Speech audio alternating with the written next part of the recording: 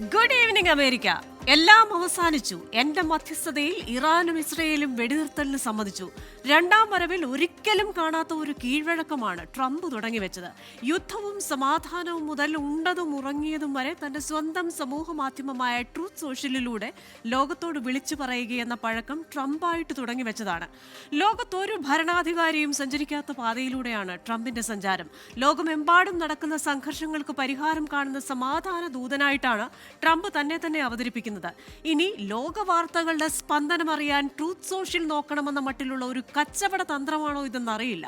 എല്ലാം first on truth social എന്ന് വന്നാൽ അതിന് കിട്ടാൻ പോകുന്ന ഒരു പ്രാമുഖ്യം അതാവാം ട്രംപിന്റെ മനസ്സിലെന്ന് പറയുന്നവരുണ്ട്. കാര്യം എന്തായാലും പശ്ചിമേഷ്യയിലെ വാക്പോരിന് ഇതുവരെ അവസാനമായിട്ടില്ല. ഇസ്രായേലിനെതിരായ യുദ്ധം ജയിച്ചെന്നും അമേരിക്കയുടെ മുഖത്തേറ്റ അടിയെന്നും ആയത്തുള്ള അലി ഖമനയി പറയുന്നു. ഞാൻ മാത്രമാണ് യുദ്ധം അവസാനിക്കാൻ കാരണമെന്ന് ട്രംപും. വെടിനിർത്തലിന് ശേഷവും ആക്രമണം നടത്തി നെതന്യാഹുവും ഒക്കെ വാർത്തകളിൽ നിറയുമ്പോൾ മേഖലയിലെ സാധാരണക്കാരുടെ അവസ്ഥ എന്താകും? സമാധാന പുലരികളിലേക്ക് എത്ര ദൂരം? American dialogue powered by heads ന്യൂയോർക്കും ഈ വാരം ചിന്തിക്കുന്നത് ഈ വിഷയമാണ്. വെടിയൊച്ച നിലച്ചോ?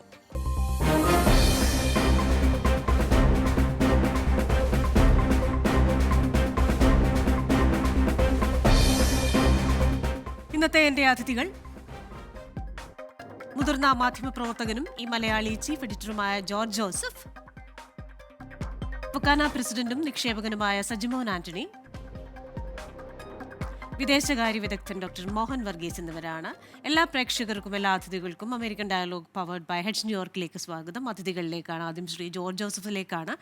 ശ്രീ ജോർജ് ജോസഫ്, എന്തായാലും ഒരു സമാധാനം, വെടിനിർത്തൽ, ഇതൊക്കെ ഈ ട്രൂത്ത് സോഷ്യലിലൂടെയാണ് നമ്മളൊക്കെ അറിയുന്നത്. എന്നിരുന്നാലും അത്തരത്തിലൊരു നീക്കം ഉണ്ടാകുന്നു. പക്ഷേ ഇതൊരു യുദ്ധത്തിന്റെ അവസാനമാണോ, അതോ ഒരു അർത്ഥവിരാമമാണോ, കൂടുതൽ പൊട്ടിത്തെറികളിലേക്ക് പോകാനാണോ, അതോ സമാധാനത്തിന്റെ പാതയിലേക്ക് ഈ രണ്ടു കൂട്ടരും സഞ്ചരിക്കുകയാണോ? എന്താണ് അങ്ങേക്ക് തോന്നുന്നത്? അധികൃതർ പറയുന്നത് ഒന്നും വിശ്വസിക്കാൻ പറ്റാത്ത ഒരു അവസ്ഥയാണ് ഇപ്പോഴുള്ളത്. ഇപ്പൊ നമ്മൾ കണ്ടു, ഇന്ത്യയും അമേരിക്കയും തമ്മിൽ ഭയങ്കര ബന്ധമാണെന്നാണ് നമ്മളൊക്കെ കരുതിയിരുന്നത്. എന്നിട്ട് ഇതാ പാകിസ്ഥാന്റെ സൈനിക മേധാവിയെ വിളിച്ച് വൈറ്റ് ഹൗസിൽ വിളിച്ച് വിരുന്ന് കൊടുത്തിരിക്കുന്നു. എന്താണ് ഇതിന്റെയൊക്കെ അർത്ഥം? അപ്പൊ നമ്മൾ കാണുന്നതല്ല സത്യത്തിൽ ഈ അടിയൊഴുക്കുകൾ ഇതിൽ പുറകിൽ നടക്കുന്നത്. അപ്പൊ ഈ പ്രസിഡന്റ് ഒന്ന് പറയും, അല്ലെങ്കിൽ ഇറാനിൽ ആയത്തുള്ള ഖുമൈനി ഒന്ന് പറയും, പക്ഷെ ഇതൊന്നും ആയിരിക്കില്ല സത്യം. അപ്പൊ നമ്മളെയൊക്കെ മണ്ടൻ കളിപ്പിക്കുക എന്നുള്ള ഒരു കാര്യമാണ് ഇപ്പൊ നടന്നുകൊണ്ടിരിക്കുന്നതെന്നാണ് എനിക്ക് തോന്നുന്നത്. പക്ഷെ എന്തായാലും തൽക്കാലം ഇറാനിൽ വെടിനിർത്തൽ ഉണ്ടായിരിക്കുന്നത് വളരെ സന്തോഷകരമായ കാര്യം. കാരണം നാളെ ഇറാൻ അവരുടെ എയർ സ്പേസ് തുറക്കും. മറ്റു വിമാനങ്ങൾക്കെല്ലാം, യാത്രാ വിമാനങ്ങൾക്കെല്ലാം പോകാവുന്ന ഒരു അവസ്ഥ വന്നിരിക്കുന്നു. അപ്പം സ്ഥിതിഗതികൾ സാധാരണ ഗതിയിലേക്ക് തിരിച്ചു വരുന്നു എന്നുള്ളതിന്റെ ഏറ്റവും വലിയ സൂചനയായിരിക്കും അത്. എന്ന് മാത്രമല്ല, ഈ ഈ യുദ്ധവിരാമം ഉണ്ടായി എന്ന് ട്രംപ് പ്രഖ്യാപിച്ചതിന് ശേഷം ഇരു കൂട്ടരും തമ്മിൽ, ഇറാനും ഇസ്രായേലും തമ്മിൽ അടിയുണ്ടായപ്പോൾ ട്രംപ് അശ്ലീല ലാംഗ്വേജ് ഉപയോഗിച്ചാണ് അതിനെ നേരിട്ടത്. അത്രയ്ക്ക് മാത്രം പ്രകോപിതനായി ട്രംപ് എന്നാണ് നമ്മൾ കണ്ടത്. അപ്പോൾ ഇതിൻ്റെയൊക്കെ പിന്നിൽ എന്താണ് കളിയെന്ന് നമുക്ക് മനസ്സിലാവുന്നില്ല. ഇറാനെ ആക്രമിക്കുന്നു, പക്ഷെ അതിൻ്റെ ഇടയിൽ കൂടി ചർച്ചയും നടത്തുന്നു. ഇപ്പം എന്താണ് സത്യമെന്ന് അവ്യക്തമായിട്ട് തുടരുന്നു. ഇപ്പൊ പ്രധാനപ്പെട്ട കാര്യം, ഇറാന്റെ ആണവ നിലയങ്ങളെല്ലാം തകർത്ത് കളഞ്ഞു എന്നാണ് അമേരിക്ക അവകാശപ്പെടുന്നത്. അതേസമയം തന്നെ ന്യൂയോർക്ക് ടൈംസും CNN റിപ്പോർട്ട് ചെയ്തത് അങ്ങനെ പൂർണ്ണമായ നാശമൊന്നും സംഭവിച്ചിട്ടില്ല, അല്ലെങ്കിൽ ചെറിയ ഈ ഉദ്ദേശിച്ച പോലുള്ള നാശങ്ങളൊന്നും, അവകാശപ്പെടുന്ന പോലുള്ള നാശങ്ങളൊന്നും സംഭവിച്ചിട്ടില്ല. അപ്പൊ അതിനെതിരെ ഈ പത്രങ്ങൾക്കെതിരെ CNN-നും ന്യൂയോർക്ക് ടൈംസിനും എതിരെ മാനനഷ്ട കേസ് കൊടുക്കുമെന്നാണ് ഇന്നത്തെ റിപ്പോർട്ട്. അപ്പൊ ചുരുക്കി പറഞ്ഞാല് ഏതാണ് വസ്തുത എന്ന് നമുക്ക് അറിഞ്ഞുകൂടാ. ആക്രമണം നടക്കുന്നു, അതിന്റെ ഇടയിൽ കൂടി ചർച്ചയും നടക്കുന്നു. എന്തായാലും ട്രംപ് ഒരു കാര്യം പറഞ്ഞു, അവിടെ ഒരു ഭരണമാറ്റം ആഗ്രഹിക്കുന്നില്ല. വാസ്തവം പറഞ്ഞാല് ഈ പല ആളുകളും ആഗ്രഹിച്ചിരുന്ന ഒരു ഭരണമാറ്റമാണ്. ഈ മുള്ളാമാര്, ഈ മതത്തിന്റെ അടിസ്ഥാനത്തിലുള്ള രാജ്യങ്ങളാണ് ഈ ലോകത്തെല്ലാം പ്രശ്നങ്ങൾ ഉണ്ടാക്കുന്ന മിക്കവാറും നടക്കുന്നത്. അപ്പൊ ആ മതത്തിന്റെ അടിസ്ഥാനത്തിൽ നിന്ന് ഒരു ജനകീയ അടിത്തറയിലേക്ക് പോകുന്ന ഒരു സംവിധാനമായിരുന്നു വരേണ്ടിയിരുന്നത്. പക്ഷെ അതൊന്നും തൽക്കാലം ഉണ്ടാവുന്ന ലക്ഷണം കാണുന്നില്ല. ആകെ കാണുന്നത് ഈ ഇറാനുമായിട്ടുള്ള പ്രശ്നം ഒരു വിധത്തിൽ പരിഹരിക്കപ്പെട്ടു. പക്ഷെ ഗാസയിലും ഒക്കെ ഉള്ള സ്ഥിതി നമുക്ക് വ്യത്യസ്തമല്ലാതെ തുടരുന്നു. ഹിസ്ബുള്ള ഒരു പരുവത്തിലായി തീർന്നു. എന്തായാലും ആ മേഖല മൊത്തത്തിൽ ഒരു കറങ്ങിക്കിടക്കുന്നു. എന്താണ് നാളേക്ക് സംഭവിക്കാൻ പോകുന്നത് നമുക്ക് പറയാൻ പറ്റാത്ത ഒരു അവസ്ഥയും നിലനിൽക്കുന്നു. ഇതാണ് ഇപ്പോഴത്തെ ഒരു അവസ്ഥ എന്നാണ് എനിക്ക് തോന്നുന്നത്. അപ്പൊ നമ്മള് ഈ കേൾക്കുന്നത് മാത്രമായിരിക്കില്ല സത്യം. കാരണം നമ്മൾ ഇതൊക്കെ കേട്ടാൽ മതി എന്നാണ് ഈ അധികൃതരും ഇങ്ങനെയുള്ളവരൊക്കെ ഉദ്ദേശിക്കുന്നതെന്ന് തോന്നുന്നു.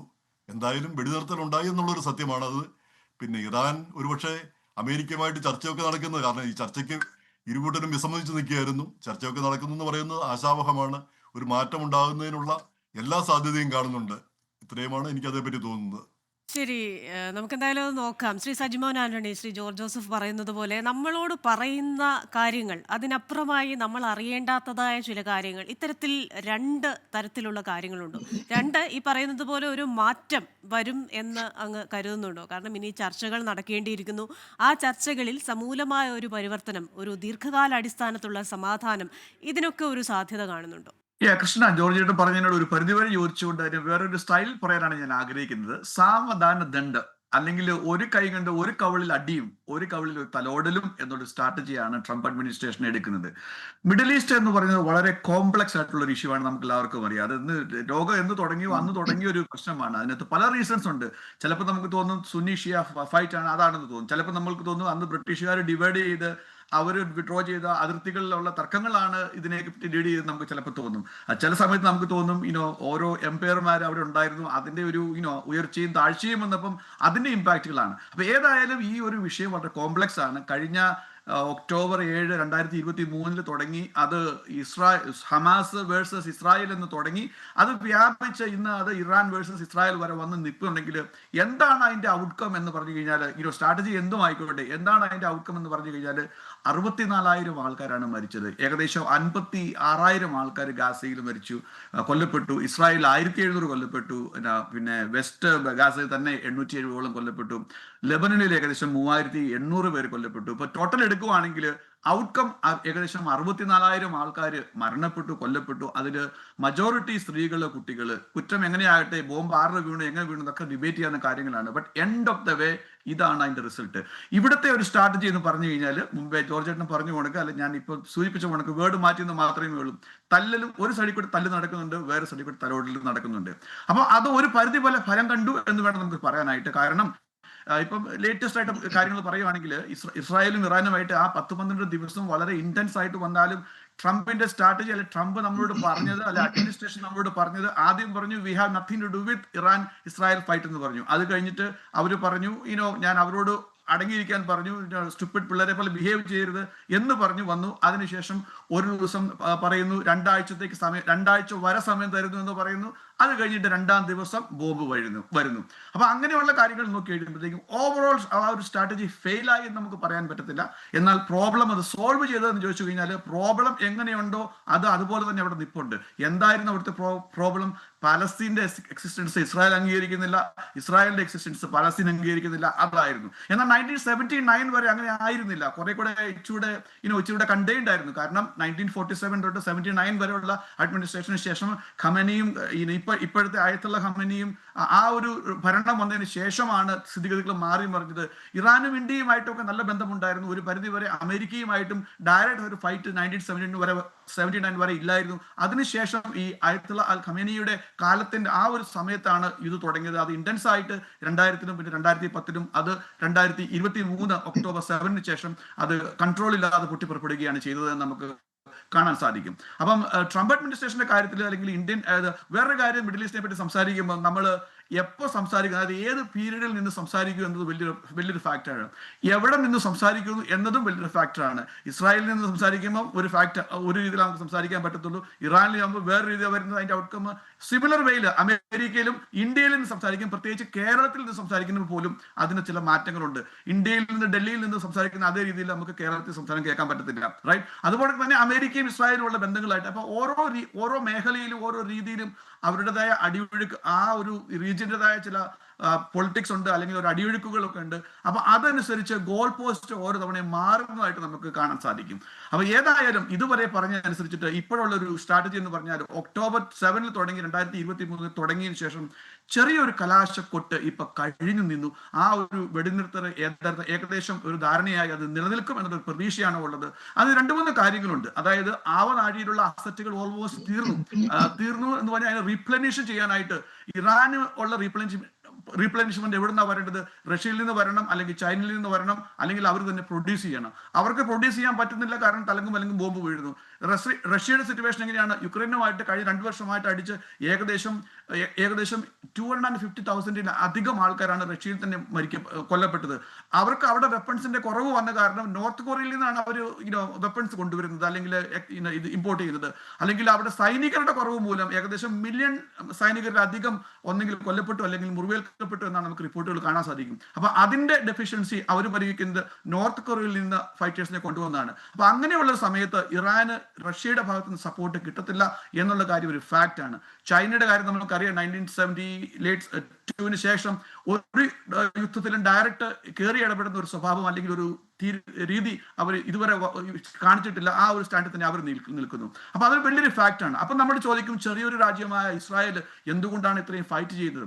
ശരിയാണ്, ഇസ്രായേലിനെയും നമ്മൾ ഈ പറഞ്ഞ പാലസ്തീനെ കൂടെ അല്ലെങ്കിൽ ഇറാനെ കൂടെ ഒന്ന് കമ്പയർ ചെയ്യുവാണെങ്കിൽ എന്തുമാത്രം വളരെ ചെറിയൊരു പോർഷനാണ് ഒരു ഭൂമി പ്രകൃതിയും അതുപോലെ തന്നെ പോപ്പുലേഷന്റെ കുറവുള്ള ഒരു ഏരിയയാണ് ഇസ്രായേൽ. എന്നാൽ അവരാണ് അത്രയും വലിയ ലാർജർ ആയിട്ടുള്ള ഒരു ഭൂപ്രകൃതിയുള്ള ഇറാനെ, അതായത് മിലിറ്ററി പറയുകയാണെങ്കിൽ 1.5 ലക്ഷം സൈനികർ ഇസ്രായേലിലുണ്ടെങ്കിൽ 6 ലക്ഷം സൈനികരാണ് ഇറാനിലുള്ളത്. നമുക്ക് കമ്പയർ പോലും ചെയ്യാൻ പറ്റത്തില്ല. അതുകൊണ്ടൊക്കെ തന്നെ വെപ്പണിന്റെ കാര്യങ്ങളാണ്. പക്ഷെ എന്താണ് ഇറാന് ഇല്ലാതെ പോയത് നോക്കിക്കഴിഞ്ഞു കഴിഞ്ഞാൽ, ഇറാനിൽ ക്വാണ്ടിറ്റി ഉണ്ട്, എന്നാൽ ക്വാളിറ്റി എടുക്കുന്നത് ഇസ്രായേലിലാണ്. ടെക്നിക്കൽ നോഹൗ ഉള്ള അത്യാധുനിക വെപ്പൺസ് ആൻഡ് സപ്പോർട്ട് കിട്ടുന്ന അതൊക്കെ ഉള്ളത് ഇസ്രായേലിലാണ്. അതോടൊപ്പം തന്നെ എടുത്തു പറയേണ്ട ഒരു കാര്യം, whether we like it or not, America is America. അമേരിക്കയുടെ സപ്പോർട്ട് എവിടെയാണോ എന്നുള്ളത് ഇന്ന് ലോകത്തിന്റെ ഗതി മാറ്റാനായിട്ട് വളരെയധികം ഒരു പ്രാധാന്യമുള്ള ഒരു ടോപ്പിക്കാണ്, സബ്ജക്റ്റാണ്, കണ്ടന്റാണ്, നമുക്ക് അറിയാൻ പറ്റും. അതുകൊണ്ട് തന്നെയാണ് ക്രിസ്ത്യൻ മുമ്പേ പറഞ്ഞു പോണക്ക് ട്രൂത്ത് സോഷ്യലിൽ ഓരോ ട്വീറ്റ് വരുമ്പോഴത്തേക്കും ലോകം അതിനെ വളരെ ആകാംക്ഷയോടെയാണ് നോക്കുന്നത്.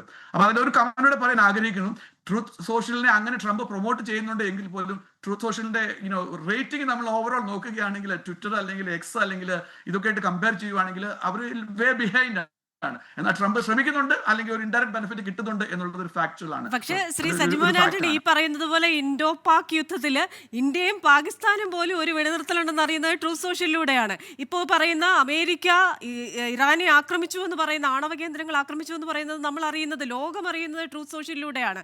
വെടിനിർത്തൽ ഉണ്ടാകുന്നു എന്ന് ലോകം അറിയുന്നത് ട്രൂത്ത് സോഷ്യലിലൂടെ. അങ്ങനെ എല്ലാം ഫസ്റ്റ് ഓൺ ലഭിക്കുന്ന ഒരു സമൂഹ മാധ്യമം എന്ന നിലയിൽ കാലക്രമേണ ഒരു വശത്തോടെ ഫോൺ ഇറക്കുന്നു ട്രംപ്, ഒരു വശത്തോടെ ട്രൂത്ത് സോഷ്യലിനെ പ്രൊമോട്ട് ചെയ്യുന്നു. അപ്പോൾ തീർച്ചയായും അത്തരത്തിൽ ട്രംപിനെ ആരും കച്ചവടം പഠിപ്പിക്കേണ്ട കാര്യമില്ലല്ലോ. അദ്ദേഹത്തിന് ആ ഒരു കച്ചവട താല്പര്യം കൂടി ഉണ്ടാവാം. പക്ഷേ ലോകവാർത്തകൾ അറിയാൻ ഈ പറയുന്ന ട്രൂത്ത് സോഷ്യലിനെ അതിൽ പങ്കാളികളായ രാജ്യങ്ങൾ പോലും ഉറ്റുനോക്കേണ്ടി വരുന്നു എന്ന് പറയുന്നതാണ് ഞാൻ അന്ന് സൂചിപ്പിച്ചത്.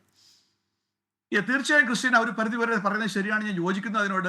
കാരണം ഞാൻ ഒരു കാര്യത്തിലേക്ക് ശ്രദ്ധ ആകർഷിക്കാൻ ആഗ്രഹിക്കുന്നു. പണ്ട് രാഷ്ട്രത്തലവന്മാര് വേറൊരു രാഷ്ട്രത്തിലേക്ക് പോയി കഴിയുമ്പോഴത്തേക്ക് ബിസിനസ്സുകാരെ കൂടെ കൊണ്ടുപോകാമായിരുന്നു. പക്ഷേ ആരൊക്കെ ബിസിനസ്സുകാരാണ് പോകുന്നതെന്നൊക്കെ അറിഞ്ഞു വരുമ്പോഴത്തേക്ക് സമയം കരുതാറുണ്ട്. ഇന്ന് അത് അല്ലെങ്കിൽ ഹിഡൻ ആയിട്ടുള്ള ഒരു അജണ്ട ആയിട്ടാണ് കണ്ടുകൊണ്ടിരുന്നത്. എന്നാൽ ഇന്നത്തെ സിറ്റുവേഷൻ എന്ന് പറഞ്ഞു കഴിഞ്ഞാൽ, പ്രൈം മിനിസ്റ്റർ മോദി അമേരിക്കയിലേക്ക് വരുമ്പോൾ പ്രൈം മിനിസ്റ്റർ മോദിയുടെ അദാനി അംബാനി അവിടെയുള്ള ലീഡിംഗ് ബിസിനസ്സുകാർ എല്ലാവരും ഉണ്ട്. അതൊരു തെറ്റുമില്ല. അതുകൊണ്ട് തന്നെ ഡൊണാൾഡ് ട്രംപ് ഇവിടെ നിന്ന് ഇന്ത്യയിലേക്ക് പോകുമ്പം ഇവിടെ നിന്നുള്ള സുന്ദർ പിച്ചയും ഗൂഗിളിലും മസ്കും ഇവിടെയുള്ള കാര്യങ്ങൾ എല്ലാവരും കൂട്ടത്തിലുണ്ട്. അപ്പം ബിസിനസ്സും പൊളിറ്റിക്സും രണ്ടും ഹാൻഡ് ഇൻ ഹാൻഡ് ആയിട്ട് പോകുന്ന ഒരു സിറ്റുവേഷനാണ് നമ്മൾ ഇന്ന് കാണുന്നത്. ഒന്ന്. രണ്ടാമത്തേത്, പണ്ടൊക്കെ കാര്യങ്ങളിൽ സോഷ്യൽ മീഡിയ ഒരു അതിപ്രസരം ഇതുവരെ ഇല്ലായിരുന്നു. ഇപ്പോൾ സോഷ്യൽ മീഡിയയുടെ ഒരു അതിപ്രസരം എല്ലായിടത്തും ഉണ്ട്. അതുകൊണ്ട് തന്നെ ടെക്നോളജി തന്നെ മാറിക്കഴിഞ്ഞിരിക്കുന്നു. കാരണം അപ്പൊ ക്വാണ്ടിറ്റിയിലല്ല അർത്ഥം, ക്വാളിറ്റിയിലാണ്. എങ്ങനെയാണ് പോകുന്നത്, മാസിലേക്ക് എന്താ പറയുക, എത്രയും വേഗത്തോടെ എത്രയും ഫാസ്റ്റ് ആയിട്ട് എത്താമെന്നുള്ള ഒരു സ്ട്രാറ്റജിയിലേക്കാണ് പോകുന്നത്. അതും ഒരു കാരണമാണ്. എന്നാലും ക്രിസ്ത്യനെ പറഞ്ഞു പോകണമെങ്കിൽ തന്നെ ട്രംപ് അതിനെ മിസ്യൂസ് ചെയ്യുന്നുണ്ടോ അല്ലെ യൂസ് ചെയ്യുന്നുണ്ടോ ചോദിച്ചു കഴിഞ്ഞാൽ, whether it is knowingly or unknowingly, വരും കാലങ്ങളിൽ ഇനി അങ്ങനെ ഉണ്ടാവൂ എന്നുള്ളത് മാത്രമേ ഉള്ളൂ. അതിൽ നിന്ന് പുറകോട്ട് പോയി ചിന്തിക്കാൻ നമുക്ക് പറ്റുമെന്ന് എനിക്ക് തോന്നുന്നില്ല. ഒരു രാഷ്ട്ര തലവന്മാർക്കും അത് പറ്റുമെന്ന് എനിക്ക് തോന്നുന്നില്ല എന്നാണ് എനിക്ക് പറയാനുള്ളത്. ഡോക്ടർ മോഹൻ വർഗീസ്, ഇപ്പോൾ എനിക്ക് അങ്ങ് ചിലപ്പോൾ കേട്ടിട്ടുണ്ടായി ഈ പോളവാരൽ എന്ന് പറയുന്ന കാര്യം കേട്ടിട്ടുണ്ടായി. ഈ ജലാശയങ്ങളിലൊക്കെ പോള എന്ന് പറയുന്ന സംഭവം ഉണ്ടാകും. അപ്പോൾ ഒരു സൈഡിൽ കൂടി ഈ പോള ഇങ്ങനെ വാരി നമ്മൾ മറ്റേ സൈഡിൽ എത്തുമ്പോഴത്തേക്ക് ഈ സൈഡിൽ വീണ്ടും പോള വന്നു കഴിയും എന്ന് പറഞ്ഞതുപോലെ ഇപ്പോൾ ട്രംപ് പല ശ്രമങ്ങളും നടത്തുന്നു. മിഡിൽ ഈസ്റ്റിൽ സമാധാനം ഉണ്ടാക്കാൻ ശ്രമിക്കുന്നു, റഷ്യ യുക്രൈൻ സമാധാനം ഉണ്ടാക്കാൻ ശ്രമിക്കുന്നു. പക്ഷേ ഈ ഒരു സൈഡിൽ നിന്ന് പോള വാരി വരുമ്പോഴത്തേക്ക് മറ്റേ സൈഡിൽ പ്രശ്നങ്ങളാകുന്നത് പോലെ ഇതെല്ലാം ഒരു സൂപ്പർഫിഷ്യൽ ആയിട്ടുള്ള കാര്യങ്ങൾ മാത്രമാണോ സംഭവിക്കുന്നത്? നമുക്കൊക്കെ ഒരു സംശയം തോന്നാം. യഥാർത്ഥത്തിൽ ഇതിന്റെയൊക്കെ റൂട്ട് കോസിന് ഒരു പരിഹാരമാകുന്നുണ്ടോ? അത്തരത്തിലൊരു പരിഹാരത്തിലേക്കാണോ ഈ നീങ്ങുന്നത്? ക്രിസ്റ്റീന, ഇതിന്റെ റൂട്ട് ഹാഫ്റ്റ് എന്ന് പറയുന്നത് അമേരിക്കയുമായി ബന്ധമുള്ള കാര്യമൊന്നുമല്ല. പക്ഷേ ഭൗമരാഷ്ട്രീയത്തിൽ അമേരിക്കയെ ഒഴിച്ചു നിർത്തി കാര്യങ്ങൾ കാണാൻ ഇന്ന് സാധിക്കുന്നില്ല. പ്രത്യേകിച്ച് പശ്ചിമേഷ്യയിലെ ഒരു ഭൗമരാഷ്ട്രീയ ഘടനയുണ്ട്. അവിടെ അമേരിക്കയുടെ താല്പര്യങ്ങൾ വളരെയധികം ഡീപ്ലി എൻട്രഞ്ച്ഡ് ആണ്. അതുകൊണ്ട് അമേരിക്കൻ സെൻട്രൽ കമാൻഡിന്റെ ആസ്ഥാനം അല്ലെങ്കിൽ അമേരിക്കയുടെ വ്യാപാര താല്പര്യങ്ങൾ ഏറെയുള്ള ഒരു ഇടം, അവിടെ സ്വതന്ത്രമായ രാജ്യങ്ങൾക്ക് തമ്മിൽ ട്രാൻസാക്ഷൻ ചെയ്യാൻ ആവാത്ത ഒരു അവസ്ഥയാണ്. അപ്പൊ ഡൊണാൾഡ് ട്രംപ് എല്ലായിടത്തു നിന്നും പോളവാരി ഈ വിശാലമായ ലോക ജലാശയം ഈ മലിനീകരണ വിമുക്തമാക്കുക അല്ലെങ്കിൽ കളവിമുക്തമാക്കുക, പോളവിമുക്തമാക്കുക, ഈ ഒരു പദ്ധതി ഒരു പ്രഖ്യാപിത നയമാണ്. അത് ഒരു വശത്ത് പോകുന്നു. മറുവശത്ത് ഈ മെയ്ക്ക് അമേരിക്ക ഗ്രേറ്റ് അഗൈൻ എന്ന് പറഞ്ഞാൽ ലോകം ഏത് വഴിയും പോകട്ടെ, അമേരിക്കയുടെ കാര്യം നോക്കിയാൽ മതി. ഒരുതരം പണ്ടുണ്ടായിരുന്ന ഒരു നൂറ്റാണ്ട് മുൻപുണ്ടായിരുന്ന ഐസൊലേഷനിസ്റ്റ് പോളിസിയിലേക്കുള്ള മടങ്ങിപ്പോക്കാണ്. ഇത് രണ്ടും തമ്മിൽ ചേരാത്ത ഒരു അവസ്ഥയാണ്. ഒരു വശത്തെ ലോക സമാധാനം സ്ഥാപിക്കാൻ അമേരിക്കയുടെ ഇടപെടൽ, അത് ബലപ്രയോഗത്തിലൂടെയാണെങ്കിൽ പോലും ഇറാനും ഇസ്രായേലും തമ്മിലുള്ള പോരാട്ടത്തിൽ അമേരിക്ക ബലം പ്രയോഗിച്ചു പോലും സമാധാനം കൊണ്ടുവരും, ഫോഴ്സ്ഡ് പീസ്. അത് എത്രത്തോളം ലാസ്റ്റിംഗ് ആണെന്നുള്ള ഒരു കാര്യം. മറുവശത്ത് American MAGA camp, make America great again, അതൊരു ഒരു ക്യാമ്പ് എന്ന് വേണമെങ്കിൽ പറയാം, ട്രംപിന്റെ പിന്തുണക്കാരെന്ന് പറയാം, അല്ലെങ്കിൽ അമേരിക്കയിലെ ഒരു വലിയ ഇയർണിംഗ് ആണ് ആ ഒരു മാറ്റം. അതായത് അമേരിക്ക അനാവശ്യമായി വിദേശങ്ങളിൽ പണവും താല്പര്യവും എനർജിയും ഒന്നും കളയേണ്ടതില്ല. പക്ഷെ അതെല്ലാം ചേർന്ന് പോകുന്നില്ല. അതുകൊണ്ടാണ് ഇതിപ്പോൾ ഒരു വൈരുദ്ധ്യമുണ്ട്, വിരോധാഭാസമുണ്ട്, പിന്നെ ഒരു അനാക്രോണിസമുണ്ട്. അതുകൊണ്ടാണ് അമേരിക്കയുടെ നയങ്ങളിൽ ഒരു ക്ലാരിറ്റിയുടെ കുറവ് ഞാൻ കാണുന്നു. പ്രത്യേകിച്ച് ഡൊണാൾഡ് ട്രംപ് ഇന്ന് പറയുന്നതല്ല നാളെ പറയുന്നത്. അതൊരു കച്ചവടക്കാരന്റെ ടെക്നിക്കൽ തന്ത്രം എന്ന നിലയിൽ നമുക്ക് മാറ്റി നിർത്താമോ, അതോ ഇതിന്റെ പിന്നിൽ കുറച്ചുകൂടി ഗാഠമായ ലക്ഷ്യങ്ങളുണ്ടോ? ഇത് അന്വേഷിക്കേണ്ടതാണ്. കാരണം ഇറാനെ, അമേരിക്കയെ സംബന്ധിച്ചിടത്തോളം ഇറാൻ ശത്രുപക്ഷത്ത് നിൽക്കേണ്ടത് ഡൊണാൾഡ് ട്രംപിന്റെയും അമേരിക്കയുടെയും ആവശ്യമാണ്. കാരണം പശ്ചിമേഷ്യയിൽ അമേരിക്കയുടെ താവളങ്ങളുണ്ട്. അവിടെ ഏതാണ്ട് 45,000-ഓളം അമേരിക്കയുടെ ട്രൂപ്സ് അവിടെ ഉണ്ട്.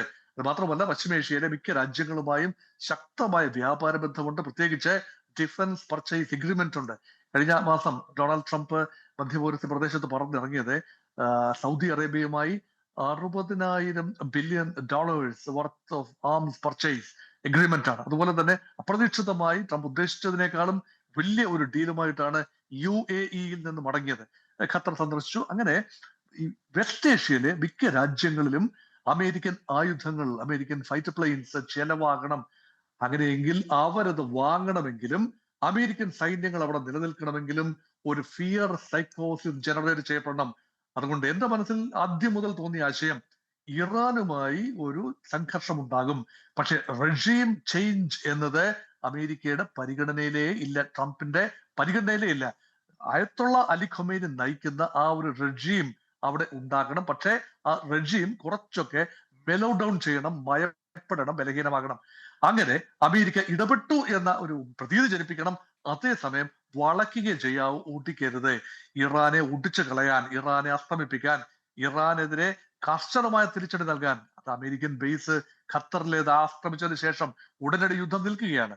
അത് വലിയൊരു വിരോധാഭാസമാണ്. കാരണം അമേരിക്കക്ക് തിരിച്ചടിക്കാമായിരുന്നു. അത് വേണ്ട എന്ന് പറയുമ്പോൾ ഇവിടെ എല്ലാം തന്നെ സ്റ്റേജ് മാനേജ്ഡ് ആണ്, അല്ലെങ്കിൽ ബാച്ച് ഫിക്സിംഗ് വാസ് ഡൺ. ഈ ഒരു പ്രതീതിയാണ് കിട്ടുന്നത്. ഈ അമേരിക്കയെ നോക്കുമ്പോൾ രണ്ടുപേര് എന്നോടൊപ്പം പാനലിലുള്ള രണ്ടുപേർ they are within United States. ഞാൻ ഇതിന്റെ പുറത്ത് നിന്നുകൊണ്ട്, കേരളത്തിന്റെ മണ്ണിൽ നിന്നുകൊണ്ട് ഈ കാര്യങ്ങൾ കാണുകയാണ്. ലോകമാധ്യമങ്ങൾ വായിക്കുന്നു, കാണുന്നു, കേൾക്കുന്നു. പക്ഷേ ഇവിടെ കിട്ടുന്ന പ്രതീതി എന്ന് പറയുന്നത് ഇറാനോട് അമേരിക്ക പറയുന്നു we are going to hit you എന്ന് പറഞ്ഞതിന് ശേഷം കൃത്യമായ ആക്രമണം നടക്കുന്നു. അതിനുള്ളിൽ തന്നെ ഇറാന് ഫിസൈൽ മെറ്റീരിയൽ വേണ്ട ഇടങ്ങളിലേക്ക്, സുരക്ഷിതമായ ഇടങ്ങളിലേക്ക് മാറ്റാൻ കഴിയുന്നു. 400 കിലോയോളം സമ്പുഷ്ടീകരിച്ച യുറേനിയം ഇറാന്റെ കൈവശം ഉണ്ടായിരുന്നത് കൃത്യമായി 10-16 ട്രക്കുകളിൽ സുരക്ഷിതമായ ഇടത്തേക്ക് മാറ്റാൻ കഴിയുന്നു. സെൻട്രിഫ്യൂജുകൾ ഒരുപക്ഷെ കുറെയൊക്കെ നശിച്ചു കാണാം, കുറെയൊക്കെ മാറ്റാൻ കഴിഞ്ഞിട്ടുണ്ടാകാം. ആണവ നിലയങ്ങളിൽ 60 അടി വരെ, ഈ ഫർദോയിലൊക്കെയുള്ള 60 മീറ്റർ വരെ ആഴത്തിൽ ബങ്കർ ബസ്റ്റർ ബോംബുകൾ. അമേരിക്ക ഇതോടെ ഗെയിനിങ് സൈഡ്. അമേരിക്കയിലെ B-2 ബോംബേഴ്സിന്റെ പ്രഹരശേഷി, ബങ്കർ ബസ്റ്റർ ബോംബുകളുടെ ആ ഒരു കൃത്യത, അതിന്റെ പെനിട്രേറ്റിംഗ് കപ്പാസിറ്റി, ഇതൊക്കെ ശാസ്ത്രീയമായി പരിശോധിക്കാൻ റിയൽ ബാറ്റിൽ ഫീൽഡ് അന്തരീക്ഷത്തിൽ അമേരിക്കയ്ക്ക് സാധിച്ചു എന്ന് പറയുമ്പോൾ ഇത് big takeaway for United States. മാത്രമല്ല ഏത് രാജ്യവും ഒന്ന് ഭയക്കും. കാരണം അമേരിക്ക ആരെല്ലാം എന്തെല്ലാം പറഞ്ഞാലും അമേരിക്ക അവിടെ ഇടപെടാനും ആക്രമിക്കാനും മടിക്കില്ല എന്ന ഒരു സന്ദേശം. ഇസ്രായേലിന് സന്തോഷം. ഇസ്രായേലിനെ സംബന്ധിച്ചിടത്തോളം ഇസ്രായേലിനോടൊപ്പം ചേർന്ന് നിന്നുകൊണ്ട് അവസാന ഘട്ടത്തിൽ അമേരിക്ക രംഗത്ത് വരുന്നു. ട്രംപ് തന്നെ 2-3 ദിവസം മുമ്പ് പറഞ്ഞു, വരാതിരിക്കാം, അമേരിക്ക യുദ്ധത്തിൽ പങ്കെടുക്കാം, ചിലപ്പോൾ പങ്കെടുക്കാതിരിക്കാം, പക്ഷെ പങ്കെടുത്തു. ആ പങ്കെടുത്തത് പ്രിസിഷൻ സ്ട്രൈക്കിന് ശേഷം അമേരിക്ക പിൻവാങ്ങിയിരിക്കുന്നു. അപ്പൊ ഇവിടെ എല്ലാം തന്നെ, അതും ഇറാൻ അമേരിക്കയോട് പറയുന്നു, ഞങ്ങൾ നിങ്ങളുടെ താവളം ഖത്തറിൽ ആക്രമിക്കുന്നു, ഒരിക്കലും സൗദിയിൽ ആക്രമിക്കില്ല, കാരണം ഖത്തറുമായി ഒത്തുകളിക്കാൻ സാധിക്കും. ഖത്തർ ഇടനിലക്കാരനാണ്. മധ്യപൂർവ്വ പ്രദേശത്തെ നിഷ്പക്ഷ രാജ്യം എന്ന ക്ലെയിമുള്ള രാജ്യമാണ് ഖത്തർ. അതായത് യൂറോപ്പിൽ സ്വിറ്റ്സർലൻഡ് എടുക്കുന്ന നിലപാടാണ് ഒരു മധ്യ പാത്ത് എന്ന് പറയുന്നത്. റഷ്യൻ ചേരിയോടും അമേരിക്കൻ ചേരിയോടും ശീതയുദ്ധകാലത്ത് ചേരാതെ നിന്ന സ്വിറ്റ്സർലൻഡ് എടുക്കുന്ന ഏതാണ്ട് അതേ നിലപാടാണ് ഖത്തർ എടുക്കുന്നത്. അവിടെ ഖത്തർ തന്നെ അനുവദിക്കുകയാണ്, വേണമെങ്കിൽ ആക്രമിച്ചോളൂ, ഞങ്ങളുടെ രാജ്യത്ത് സ്ഥിതി ചെയ്യുന്ന അമേരിക്കൻ ബേസ് വേണമെങ്കിൽ ആക്രമിച്ചോളൂ, ഞങ്ങൾക്ക് പരാതിയില്ല. വെളിയിലൊക്കെ പറയും പരാതിയുണ്ട്, ഞങ്ങൾ തിരിച്ചടിക്കും എന്നൊക്കെ പറയും, അതൊക്കെ ഔപചാരികതയ്ക്ക് വേണ്ടിയാണ്. ഇവിടെ അറബി ഇസ്ലാമിക രാജ്യങ്ങൾക്ക്, പ്രത്യേകിച്ചും GCC രാജ്യങ്ങൾക്ക് വലിയ ഒരു ഭയപ്പാടും ആശങ്കയും ഉണ്ടാകും. കാരണം ഒരു അറബി രാജ്യം ആക്രമിക്കപ്പെട്ടിരിക്കുന്നു. അങ്ങനെയെങ്കിൽ മറ്റു രാജ്യങ്ങളും ഏത് നിമിഷവും ഇറാന്റെ ആക്രമണ ഭീഷണി നേരിടാം. ഇത് അമേരിക്കയുടെ ആവശ്യമാണ്. ഇതനുസരിച്ച് ഇറാനും അമേരിക്കയും ഇസ്രായേൽ ഒത്തുകളിച്ചോ എന്ന് പറയുന്നില്ല, ഇസ്രായേലിന്റെ സെക്യൂരിറ്റി പാരഡൈം അതിൽ വലിയ പരിഗണനയാണുള്ളത്. Iran is breathing fire down the neck of Israel. അതുകൊണ്ട് തീർച്ചയായും ഇറാനെ സംബന്ധിച്ചിടത്തോളം they want to have the nuclear deterrence. ഒരു ഉറപ്പാണ് വേണ്ടത്.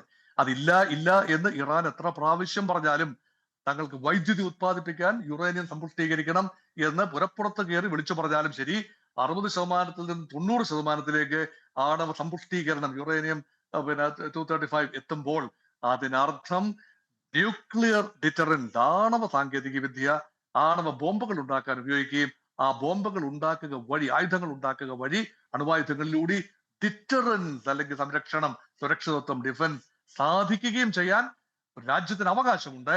പക്ഷെ അങ്ങനെ ചെയ്യുമ്പോൾ സ്വാഭാവികമായി ഉണ്ടാകുന്ന ഒരു തിരിച്ചടിയാണ്. അതിനെ പരമാവധി മാർക്കറ്റ് ചെയ്യാനും മുതലെടുക്കാനും സ്വന്തം രാജ്യത്തെ ജനങ്ങളെ ഒരുമിപ്പിച്ച് നിർത്താനും ഇറാനിൽ ചിതറി നിന്ന ഒരുപാട് വിഭാഗങ്ങളുണ്ട്. ഒരുപക്ഷെ ഇറാൻ ഭരണകൂടത്തിന്റെ മർദ്ദക സ്വഭാവം അതുകൊണ്ട് വേറിട്ട് നിന്ന പല വിഭാഗങ്ങളുണ്ട്. ഇപ്പോൾ അമേരിക്കൻ ആക്രമണം, ഇസ്രയേലി ആക്രമണം സംഭവിച്ചപ്പോൾ ഇറാൻ ജനത ആയിട്ടുള്ള അലി ഖമേനിയുടെ നേതൃത്വത്തിൽ ഒരുമിച്ച് അവർക്ക് നാശനഷ്ടങ്ങൾ ഉണ്ടായി. ന്യൂക്ലിയർ സയന്റിസ്റ്റുകളെ നഷ്ടപ്പെട്ടു, രാഷ്ട്രീയ നേതൃത്വത്തെ നഷ്ടപ്പെട്ടു, സൈനിക നേതൃത്വത്തെ IRGCയുടെ കമാൻഡേഴ്സിനെ നഷ്ടപ്പെട്ടു, ഇറാൻ സൈന്യത്തിന്റെ ഉന്നത ജനറൽമാരെ നഷ്ടപ്പെട്ടു. പക്ഷേ ഇറാൻ എന്ന രാജ്യം ഇറ്റ് ഈസ് റിമൈനിങ് ഇൻടാക്ട്. അതൊരു വലിയ ടേക്ക് അവേ ആണ്. അത് മാത്രമല്ല അതെല്ലാം എല്ലാവരുടെയും സ്കീം ഒരുമിച്ച് ഇസ്രായേലിനും ആസ്വദിക്കാം. ഇറാന്റെ ആണവ പദ്ധതി ഒരുപക്ഷെ ഏതാനും വർഷങ്ങൾ, 1-2 വർഷത്തേക്ക് തടഞ്ഞു വെക്കാനായി, അല്ലെങ്കിൽ അവർക്ക് വീണ്ടും റീകൂപ്പറേറ്റ് ചെയ്യണമെങ്കിൽ, നിലയങ്ങൾ സജ്ജീകരിക്കണമെങ്കിൽ, യുറേനിയം സമ്പുഷ്ടീകരിച്ച് ആയുധങ്ങളാക്കി മാറ്റണമെങ്കിൽ കുറച്ചു കാലവും കൂടെ കാത്തിരിക്കേണ്ടി വരും. അതുകൊണ്ട് തൽക്കാലത്തേക്ക് ഇസ്രയേലിനുള്ള സുരക്ഷാ ഭീഷണിയും ഒഴിഞ്ഞുപോയി. So this is the win situation for Iran, Israel and America and also Qatar. അപ്പൊ ആർക്കാണ് ഇവിടെ പരിഭവം? ഇതിന്റെ എല്ലാം പരിഭവം സാധാരണ ആളുകൾ, ആ രാജ്യങ്ങളിലെ ഇറാനിലെയും ഇസ്രായേലിലെയും കഷ്ടത അനുഭവിക്കുന്ന സാധാരണക്കാരായ ആളുകൾ. അതുകൊണ്ടാണ് ഒരു തേങ്ങ കൂടെ ഞാൻ പറഞ്ഞുകൊട്ടെ, when elephants fight, it is the grass they stamp on that suffer. ആനകൾ തമ്മിൽ യുദ്ധം ചെയ്യുമ്പോൾ, പോരാടുമ്പോൾ അവർ ചവിട്ടി നിൽക്കുന്ന പുൽനാമ്പുകളാണ് ചതഞ്ഞരിയുന്നത്. അതുപോലെ അവർ സൗഹൃദം ഉണ്ടാക്കുമ്പോഴും ഇങ്ങനെയാണ്, when they make love also, it is the same grass that suffers എന്ന് പറയുന്നത് പോലെയായി അവിടുത്തെ സാഹചര്യങ്ങൾ. ഇപ്പോൾ ഈ ഇസ്രയേൽ പറഞ്ഞത് ഇറാന്റെ ആണവ കേന്ദ്രങ്ങൾ നശിപ്പിക്കുക എന്നതാണല്ലോ, അമേരിക്ക ലക്ഷ്യമിട്ടത് തന്നെയാണ്. പക്ഷെ ന്യൂയോർക്ക് ടൈംസ് പറയുന്നു സമ്പുഷ്ടീകരിച്ച യുറേനിയം നശിപ്പിക്കപ്പെട്ടിട്ടില്ല. അപ്പൊ അതിനെന്ത് സംഭവിച്ചു? അവിടെ അതില്ലായിരുന്നു. ഇപ്പോഴും അതൊരു ചോദ്യചിഹ്നമായിട്ട് നിൽക്കുകയാണല്ലോ. സമ്പുഷ്ടീകരിച്ച യുറേനിയം എവിടെയെങ്കിലും മാറ്റിയിരിക്കാനുള്ള എല്ലാ സാധ്യതയുമുണ്ട്. പക്ഷെ ഈ നടപടിയിൽ 2 കാര്യങ്ങളാണ് നമ്മൾ ശ്രദ്ധിക്കേണ്ടിയിരിക്കുന്നത്. ഒന്ന്, അമേരിക്കയുടെ ആധിപത്യം ലോകം എമ്പാടും അംഗീകരിക്കപ്പെടുന്ന ഒരു അവസ്ഥ വന്നു. പിന്നെ റഷ്യക്ക് ഒന്നും ചെയ്യാൻ പറ്റില്ല, ചൈന ഒന്നും ചെയ്യില്ല. നമുക്കറിയാം അമേരിക്കക്കെതിരെ ഒന്നും ചെയ്യാനായിട്ട് ചൈനയ്ക്ക് പറ്റില്ല. കാരണം പിന്നെ ഇവിടെ നിന്നുള്ള ഡോളറിന്റെ പച്ചപ്പിലാണ് ചൈന ശക്തമായിട്ട് നിൽക്കുന്നത്. രണ്ടാമത്തെ കാര്യം, മിഡിൽ ഈസ്റ്റിൽ ഒരു വലിയ മാറ്റം സംഭവിച്ചിരിക്കുന്നു. ഇറാന്റെ ശക്തി കുറഞ്ഞു, അടി കൊടുത്തു. അത് അടി എത്രമാത്രം കൊടുത്തു നമുക്ക് അറിഞ്ഞുകൂടാ. പക്ഷെ എങ്ങനെയായാലും ആ പഴയൊരു പ്രാഭവത്തിലേക്ക് ഇറാൻ മടങ്ങി വരാൻ പറ്റില്ല ഉടനെയൊന്നും. മറ്റു രാജ്യങ്ങൾ ഹിസ്ബുള്ള ഇല്ല, ഹമാസ് ഇല്ല. പിന്നെ ഈ ഈജിപ്റ്റോ ജോർഡനോ ഒക്കെ മിണ്ടുന്ന പോലും ഇല്ലല്ലോ. അവിടുത്തെ ആളുകളെല്ലാം വന്നിട്ട് അവർ ഒരക്ഷരം മിണ്ടിയോ? അല്ലെങ്കിൽ സൗദി അറേബ്യയോ മറ്റേതെങ്കിലും രാജ്യങ്ങൾ മിണ്ടിയോ? അപ്പൊ ചുരുക്കി പറഞ്ഞാൽ ആ മിഡിൽ ഈസ്റ്റിൽ വലിയൊരു മാറ്റമാണ് സംഭവിച്ചിരിക്കുന്നത്. അപ്പൊ ഈ രണ്ട് കാര്യങ്ങളാണ് ഈ ഈ 1.5 വർഷം കൊണ്ട് ഉണ്ടായിരിക്കുന്ന കാര്യങ്ങൾ. മിഡിൽ ഈസ്റ്റിൽ മാറ്റങ്ങൾ വന്നു, അമേരിക്കയുടെ ഒരു പ്രാധാന്യം ആ പഴയ രീതിയിലേക്ക് തിരിച്ചു വന്നതുപോലെ തോന്നുന്നു. പിന്നെ ട്രൂത്ത് സോഷ്യലിനെ പറ്റി പറയുമ്പോൾ അതിപ്പം ഈ പ്രസ് റിലീസ് ഇറക്കുന്നത് പോലെയുള്ളൂ, അല്ലാതെ അതൊരു എക്സ് പോലെ ഒരു മാധ്യമമായിട്ട് നമ്മളാരും കണക്കാക്കിയിട്ടില്ല, നമ്മളാരും നോക്കുന്ന പോലുമില്ല. പിന്നെ ഇങ്ങനെ പ്രസിഡന്റ് അവിടെ പ്രസ് റിലീസ് ഇറക്കുമ്പോൾ നമ്മൾ തീർച്ചയായിട്ടും അതിനെ നോക്കുമല്ലോ എന്നുള്ള ഒരു പ്രാധാന്യം മാത്രമേ അതിന് ഉള്ളൂ നമ്മളെ സംബന്ധിച്ചോളം. ഇനി മറ്റു രാജ്യങ്ങളിലൊക്കെ ഇത് നോക്കുമ്പോൾ എങ്ങനെയാണ് സ്ഥിതി എന്ന് നമുക്ക് അറിഞ്ഞുകൂടാ. നമ്മളൊക്കെ വാർത്തകൾ ആദ്യം കൊടുക്കണമെന്നുള്ളത് കൊണ്ട് അതിനെയാണ് ആശ്രയിക്കുന്നത്. ഞാൻ അതുകൊണ്ട് ട്രൂത്ത് സോഷ്യൽ ഒരു അക്കൗണ്ട് എടുക്കുകയും ചെയ്തു. കാരണം എനിക്കും ഈ കാര്യങ്ങൾ ആദ്യം അറിയണമല്ലോ, ആദ്യം വാർത്ത കൊടുക്കണമല്ലോ. അതുകൊണ്ട് അമേരിക്കയിലെ അന്തരീക്ഷം എങ്ങനെയാണെന്ന് അറിയില്ല, ഞങ്ങളൊക്കെ ട്രൂത്ത് സോഷ്യലിനെ നോക്കുന്നുണ്ട്. ശ്രീ ജോർജ് ജോസഫ്, അത് മാധ്യമ പ്രവർത്തകരൊക്കെ നോക്കും, കാരണം പെട്ടെന്ന് കിട്ടാൻ വേണ്ടി. അത് അതെ. പ്രസ് റിലീസ് നമ്മൾ നോക്കിയില്ല എന്ന് പറഞ്ഞ പോലെ അത്രയേ ഉള്ളൂ. സാധാരണക്കാരത് നോക്കുന്നില്ല. എന്നേ ഞാൻ ഉദ്ദേശിച്ചുള്ളൂ. ഒരു ബിസിനസ്, ഒരു വയബിൾ ബിസിനസ് ആയിട്ട് തോന്നുന്നുമില്ല. അങ്ങനെയാണ് ശരി, എനിക്ക് തോന്നിയിരിക്കുന്നത്. നോക്കാം. എന്തായാലും നമ്മൾ അതിന്റെ റീട്രൂത്ത് ഒക്കെ നോക്കിക്കഴിഞ്ഞാൽ ഓരോ റീട്രൂത്തും നമ്പറുകളൊക്കെ വലിയ നമ്പറുകളാണ്. എന്തായാലും നമുക്കതൊക്കെ വരും ദിവസങ്ങളിലും വരും മാസങ്ങളിലും ഒക്കെ കണ്ടറിയേണ്ടിയിരിക്കുന്നു. സമയം വരും ഇതുമൂലം ചർച്ചയുടെ അവസാനിപ്പിക്കേണ്ടിയിരിക്കുന്നു. എന്തായാലും ആരിടപെട്ടാലും, ആര് ക്രെഡിറ്റ് എടുത്താലും, ആരൊക്കെ എന്തൊക്കെ വെല്ലുവിളിച്ചാലും സമാധാനം പുലരുക എന്നതാണ് നമ്മുടെയൊക്കെ ലക്ഷ്യം. സാധാരണക്കാരൻ്റെ ജീവനും സ്വത്തിനും സംരക്ഷണം വേണം. വളരെ നന്ദി ഈ ചർച്ചയിൽ പങ്കെടുത്തതിന് ശ്രീ ജോർജ് ജോസഫ്, ശ്രീ സജിമോൻ ആന്റണി ആൻഡ് ഡോക്ടർ മോഹൻ വർഗീസ്. അപ്പോൾ ഈ ആഴ്ച നിങ്ങളോട് ഒരു വിവരം കൂടി പങ്കുവെക്കാനുണ്ട്. നീണ്ട ഒരു ഇടവേളയ്ക്ക് ശേഷം ലാലേട്ടൻ ന്യൂയോർക്കിലെത്തുകയാണ്. വരുന്ന സെപ്റ്റംബർ 1 ന്യൂജേഴ്സിയിലെ ഫെലീഷ്യൻ കോളേജ് ഓഡിറ്റോറിയത്തിൽ കിലുക്കം എന്ന പേരിൽ കലാവിരുന്നൊരുക്കുകയാണ്. സെലിബ്രേറ്റിംഗ് മോഹൻലാൽ വിത്ത് സ്റ്റീഫൻ ദേവസി എന്ന പ്രോഗ്രാമിലൂടെ. അങ്ങനെ ബെൻസും ജോർജ് സാറും ഒരേ വേദിയിൽ നിങ്ങളെ കാണാനെത്തുന്നു. ചിരിയും പാട്ടും ചിന്തയും ഒക്കെ ഒത്തുചേർന്ന ഈ കലാസന്ധ്യ നിങ്ങൾക്കായി അവതരിപ്പിക്കുന്നത് വിൻസർ ഹോം ലെൻഡിംഗ് ആണ്. എല്ലാ പ്രിയപ്പെട്ട അമേരിക്കൻ മലയാളികൾക്കും സ്നേഹത്തോടെ സ്വാഗതം. പ്രേക്ഷക പിന്തുണയിൽ അമേരിക്കയിൽ ബഹുദൂരം മുന്നിലായി കഴിഞ്ഞ 24 ഈ ലാൽ വിസ്മയത്തിന്റെ ഒഫീഷ്യൽ മീഡിയ പാർട്ട്ണറായി വരികയാണ്. എല്ലാവർക്കും ഒരിക്കൽ കൂടി സ്വാഗതം പറഞ്ഞുകൊണ്ട് American dialogue powered by head ന്യൂയോർക്കിന്റെ ഈ വാരം ഇവിടെ പൂർണ്ണമാവുകയാണ്. അടുത്തയാഴ്ച മറ്റൊരു വിഷയവുമായി വീണ്ടും കാണാം. Till then stay safe.